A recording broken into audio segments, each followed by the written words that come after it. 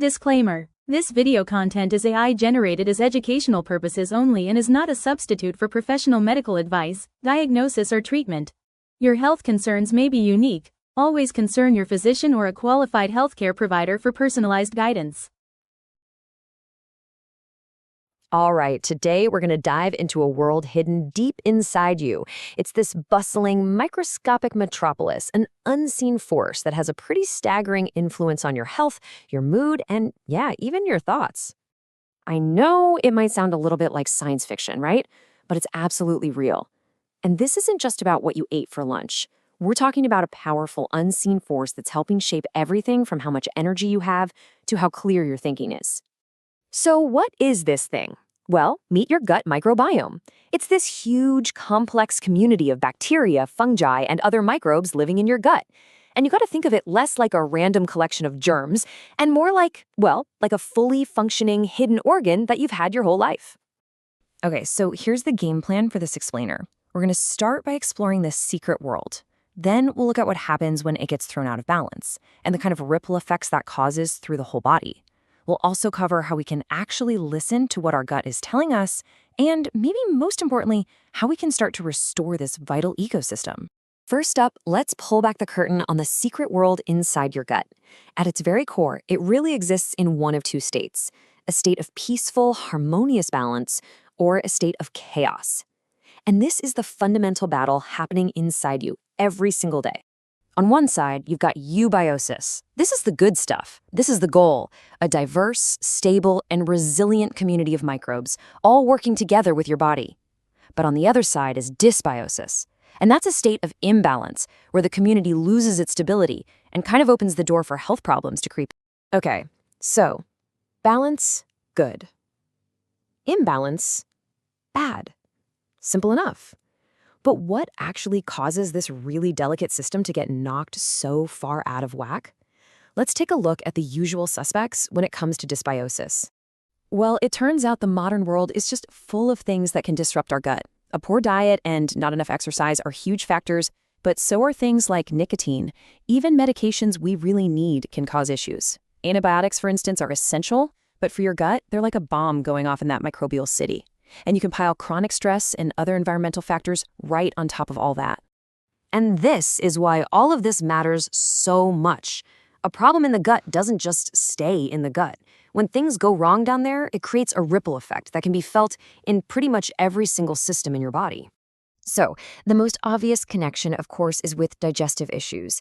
An imbalance in the small intestine is something we see all the time in people dealing with conditions like irritable bowel syndrome or IBS, which brings on all that fun stuff like bloating and pain.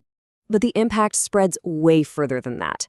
Research has shown that women who have both IBS and chronic fatigue syndrome have very different gut bacteria. They also produce different chemical byproducts, which points to a really powerful link between what's going on in your gut and your overall energy levels. And this is where it gets really fascinating. This is the gut-brain axis.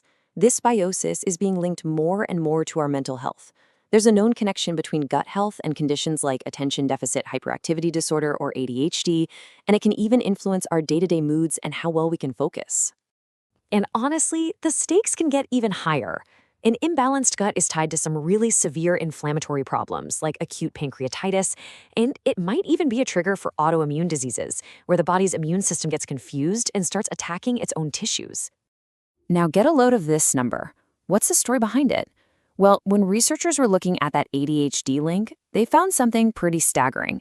A huge majority, somewhere between 72 and 96% of kids diagnosed with the disorder, were also significantly deficient in magnesium, which is a mineral that's absolutely crucial for brain function. Okay, I know this all sounds really complex, maybe even a little alarming. So that brings us to the next big question. How in the world can we figure out what's actually happening inside our own hidden ecosystem?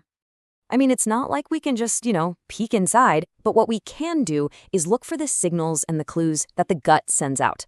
Science has come up with some pretty clever ways to basically listen in on the conversation happening between your microbes and your body. We do this by measuring what are called biomarkers. Just think of them as little molecular messages from your gut. For example, a substance in your urine called indican can be a signal for bacterial overgrowth. Another one, D-lactate is a direct byproduct of what those microbes are doing. We can even measure inflammation specifically in the gut with really high accuracy. You put all these clues together, and suddenly clinicians have a pretty clear window into your gut's health. So now that we've seen the problem and we know how to measure it, let's get to the most important part. How do we fix it? How do we get that inner ecosystem back into balance? Well, the path back to a happy gut is usually a layered, step-by-step approach. It always starts with the foundation, lifestyle changes like diet and exercise. From there, you can add supports with things like probiotics and prebiotics.